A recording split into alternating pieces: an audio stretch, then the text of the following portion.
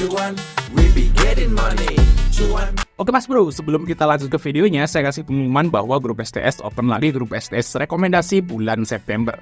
Nah, apa itu grup rekomendasi September? Yaitu Mas Bro, kita lihat langsung aja di sini teman-teman. Yaitu kita lihat bulan Agustus. Nah, ini adalah grup yang Mas Bro akan masukin, yaitu STS rekomendasi September dan diskusi September. Jadi ada 2 grup. Nah, untuk mengetahui apa itu ini, kita lihat yang Agustus. Nah, ini adalah grup rekomnya. Jadi ada menu swing ya, menu ODT di saham gorengan, dan menu scalping di kalau misalnya ada saham yang menarik di hari yang sama. Jadi bagi teman-teman yang mau gabung grup STS rekomendasi atau diskusi September nih, ada 2 grup, Mas Bro bisa langsung japri saya aja, kontak semua di deskripsi. Dan kalau masih bingung, Mas Bro bisa lihat video di atas atau tanya-tanya saya aja langsung via chat WA atau Telegram teman-teman. Nah, intinya pokoknya ini ada menu rekom di sini, terus ada menu diskusi di sini. Jadi kalau teman-teman belum jelas tentang rekomnya, Mas Bro bisa tanya di diskusi atau bisa chat dari saya langsung ya lewat pribadi seperti ini untuk tanya-tanya mengenai rekom atau saham yang lain yang Mas Bro punya. Nah, oke, kita lanjut ke video. Sebelum Mas Bro, yuk kita di Fajar Daily, dan kali ini kita bahas IPO baru yaitu PT Charlie Hospital Semarang. Ini rumah sakit di wilayah pinggiran Semarang. Di sini kodenya RSCH untuk sektornya healthcare. Untuk harganya yaitu untuk harganya 105 sampai 125, tanggalnya sampai 8 Agustus ya buildingnya teman-teman ya. Nah, untuk saham ditawarkan ada 5,3 juta lot. Nah, kita langsung lihat aja ke prospektusnya teman-teman. Nah, kita lihat di sini ya untuk prospektusnya teman-teman. Yang pertama kita lihat tentu aja yaitu UIN-nya atau underwriter di sini Shinchan teman-teman ya. Shinchan ini getol banget nih poin sahamnya, banyak ya. Nah, yang terakhir apa? Maxi ya. Inet Maxi gitu. Kita lihat ya Maxi guys. Nah, Maxi ini kayak gini bentuknya teman-teman, langsung di bawah rontok di first day, bahkan sampai ke 50 guys. Kasian banget ya ikut IPO, termasuk saya guys. Saya CL di first day. Jadi untuk aja saya Maxi ini saya dapat CL di hari pertama. Saya udah share juga di grup STS. Saya kejual di 89 si Maxi ini, yaitu rugi sekitar 8 atau 9% gitu guys. Ya, tapi masih dikasih cuan, dikasih cuan, dikasih CL. Kalau nggak dikasih CL, wah bisa mampus sampai ke 50 gitu ya. Jadi ya nggak apa-apa gitu ya.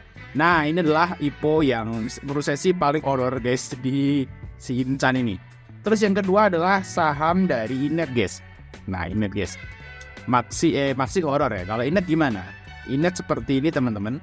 Nah, Inet ini memang kelihatannya di bawah naik. Tapi bagi teman-teman yang ikut IPO-nya, ini di bawah turun dalam dulu, di bawah ARB dulu loh. Nah, baru digas. Di ARB dulu baru digas. Nah, jeleknya Shinchan tuh di situ guys. Walaupun kelihatannya Inet ini naik, tapi bagi teman-teman yang ikut IPO ini kemungkinan ada banyak juga yang kena gocek di saat merah ini.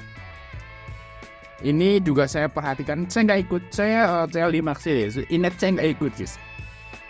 Masih trauma gitu ya. Nah, kita lihat di sini untuk si Inet guys. Nah, tak lihatin guys. Nah, Inet guys.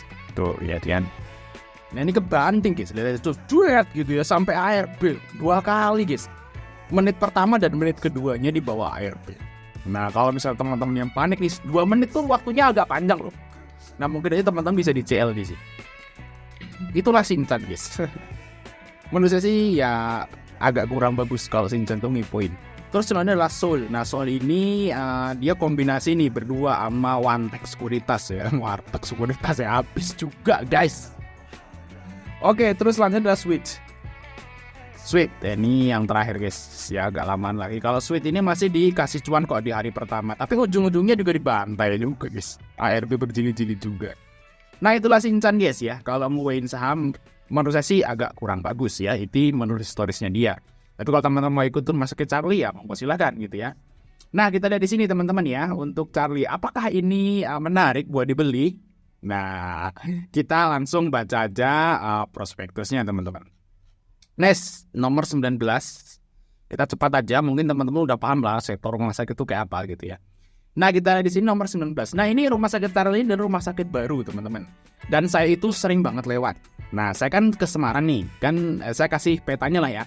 Rumah saya kan di daerah Temanggung guys ya, di sini di Temanggung. Nah, kalau saya ke kota Semarang itu kalau saya lewat sini, lewat jalan gede gitu ya, lewat Barowo gitu, Bawen gitu kan, di sini ada tol juga, tapi kan kejauhan muternya guys. Jadi saya suka nyebit bahasa nyepit tau, lewat jalan pintas. Nah ini guys, lewat jalan pintas itu lewat jalan ini. Nah ini lewat ini namanya jalan alternatif sampai ke Semarang. Nah di sini saya suka lewat RSCH teman-teman. Nah kalau saya ke Semarang itu kalau jalan nyepit itu suka lewat sini. Makanya saya bilang saya sering lewat RSCH. Belum pernah masuk sih, cuman lewat. Dari waktu itu saya heran, loh kenapa ada rumah sakit di sini gitu ya, di jalan tebusan, bisa di jalan tikus lah biar kena tilang polisi gitu. Ada rumah sakit loh di sini, rumah sakit baru gitu, Charlie gitu. Oh ternyata dia IPO teman-teman. Dan ini baru loh, ini baru tahun 2019 karena sebelum tahun 2018 tuh belum ada, di situ masih Tegal. Terus saya juga lewat tuh, ini masih bangun bos. Saya tahu, jadi saya tahu nih rumah sakit ini guys. Karena sering lewat, walaupun belum pernah masuk, saya kalau lewat pasti saya nengok, ada rumah sakit lumayan gede di kawasan yang seperti itu, gitu bahasanya seperti itu. Ada gedung gede, rumah sakit gede di kawasan yang menurut saya sih ya bisa dibilang Tegal lah, seperti itu guys. Nah, seperti itu guys ya, itu sekilas tentang pengalaman saya yang lewat rumah sakit Charlie gitu ya. Oke, kita lihat ya. Langsung ke prospektusnya. Di sini rumah sakit baru guys. Dia tahun 2018 atau tahun 2019 lah dia baru ada gitu ya. Oke, jumlah saham yang ditawarkan itu segini teman-teman.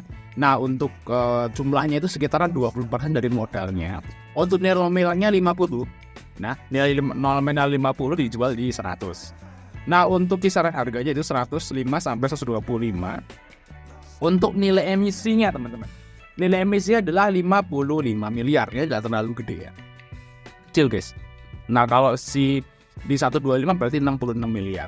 Nah untuk tanggal pencatatannya tanggal 25. Nanti mungkin bentar lagi guys dia mau offering ya. Nah, minggu depan hari Senin dia mau offering untuk si rumah sakit Charlie, kalau enggak mundur ya.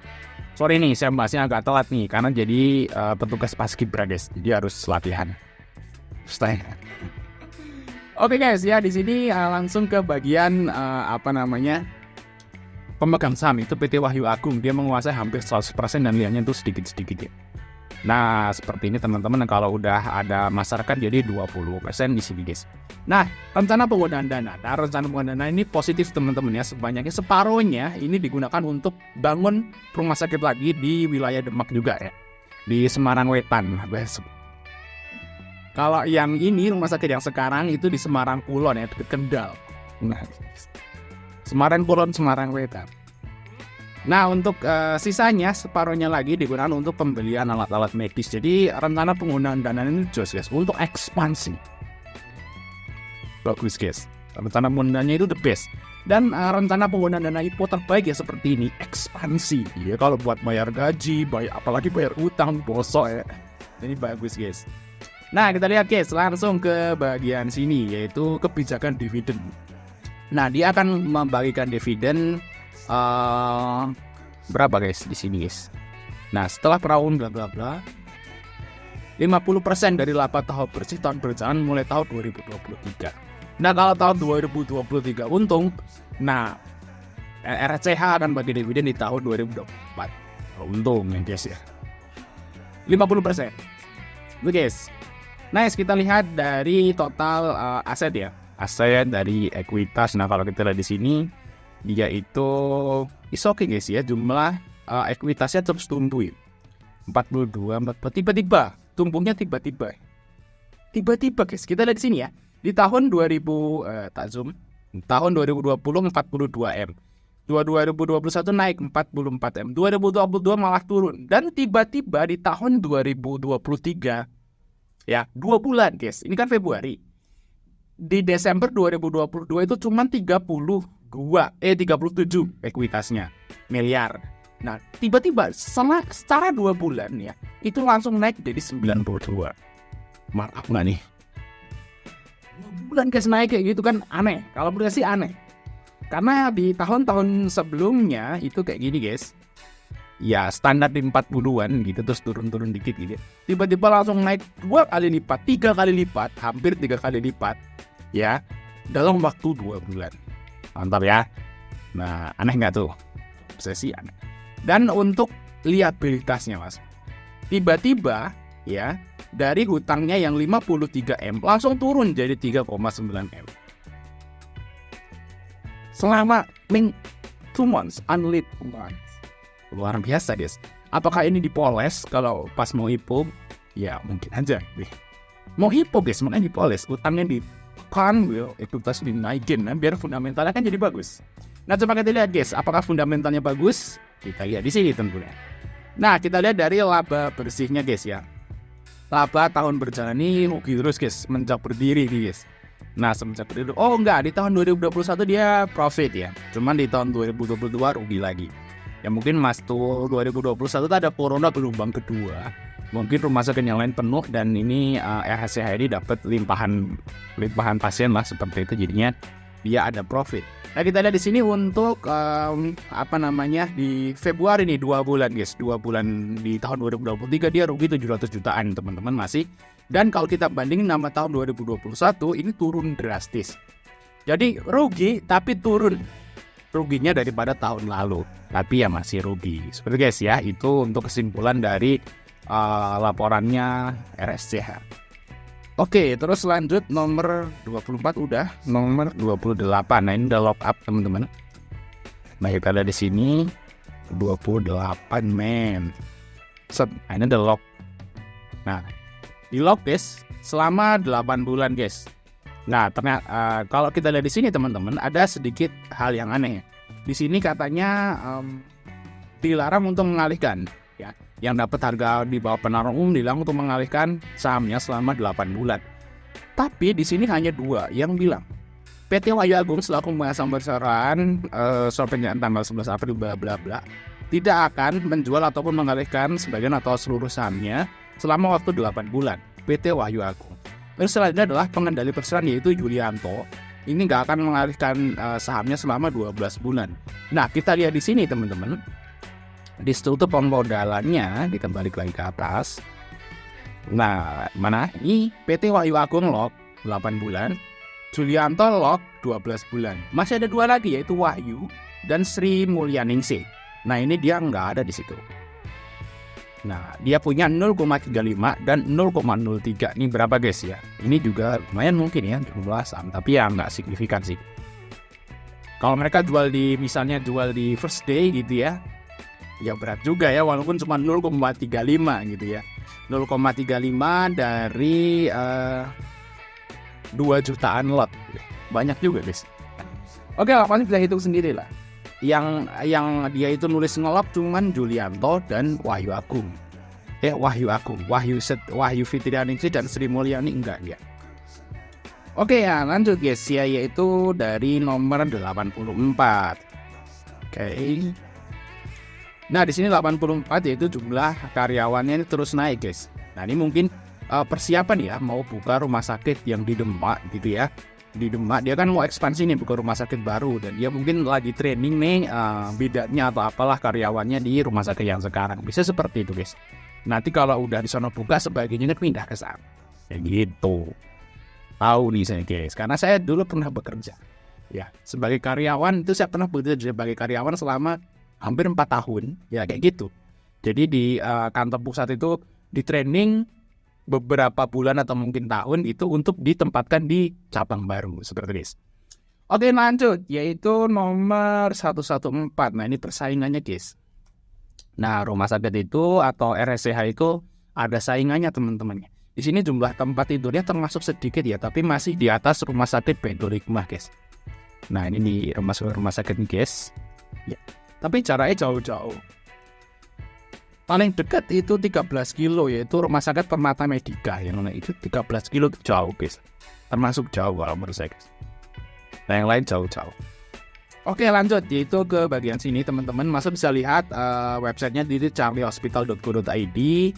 Di sini layanannya tentang kami gitu. Masuk bisa baca-baca sendiri kalau teman-teman itu mau beli saham ini. Oke kita lanjut ke ini guys, yaitu rasio fundamental yang kita lihat di sini guys. Harganya 105 sampai 125, untuk harga bukunya 43. Turun guys. Harga nilai nominalnya 50, tapi sekarang harga bukunya 43. Turun. Itu menandakan bahwa perusahaan ini sering rugi seperti guys. Nah, untuk PBV-nya jadi 2,4 guys kalau deal di 105. Ya, termasuk standar sih kalau untuk saham IPO, cuman dia kalau kita lihat di sini PER-nya minus guys karena perusahaan ini rugi. Ya untuk DER-nya itu aman, utangnya dikit. Tapi Mas Pur bisa lihat sendiri tadi, utangnya tiba-tiba turun drastis dalam waktu 2 bulan. Dari 50 M ke 3. Turun dalam. Jadi langsung dilunasi atau gimana? Saya nggak tahu guys. Konsepnya gimana kalau yang kayak gitu? Apa dipoles doang buat tipu? Saya nggak tahu gitu. Untuk ROE-nya minus. Jadi agak susah ya kalau perusahaan minus seperti ini buat dihitung guys. Nah kalau kita setahun kan minusnya pasti tambah gede karena dikali 12 kan seperti itu. Masuk bisa hitungannya sendiri kalau di setahun kan berapa ya, pasti minus. Oke, untuk nilai hutangnya segini teman-teman, dan capsnya adalah 200-an M. Jadi masuk ke ranah saham small cap atau saham gorengan lah seperti itu. Oke, masuk ke kesimpulan ya. Kesimpulan kalau saya sih guys, kayaknya saya akan skip beli IPO ini. Karena yang pertama alasannya tentu aja itu Shinchan. Shinchan semua saham IPO-nya dia itu turun. Ya turun. Toh si Inet naik itu turun dulu. Kalau saya sebagai IPO hunter kemungkinan mungkin bisa CL duluan gitu ya. Karena saya nggak yakin nama perusahaannya. Ya nggak yakin nama perusahaannya. Jadi istilahnya mungkin saya akan CL kalau di Inet juga karena minus juga. Dan kalau saya sih mendingan kalau saya nih pribadi akan ambil di pasar reguler aja kalau misalnya menarik. Betul guys, yang pertama UI-nya Shinchan, yang kedua perusahaannya rugi. Dan saya juga udah sering lewat rumah sakit, jadi saya tahu ini sepi banget gitu ya. Nah mungkin prospek bagusnya ya nanti akan dia buka rumah sakit baru di Demak yang mungkin akan lebih bagus daripada rumah sakit yang ada yang sekarang guys. Oke, ya mungkin Mas Pur bisa analisa sendiri aja mau ngambil atau enggak saham ini. Ya jangan ikutin saya juga gitu ya. Nanti bisa aja arah berjilid-jilid kan. Ya kalau saya nggak ngambil juga. Jadi ya istilah itu kembali ke teman-teman semua. Oke, mungkin cuma masih dari kecil untuk like dan subscribe. Sampai ketemu di video berikutnya.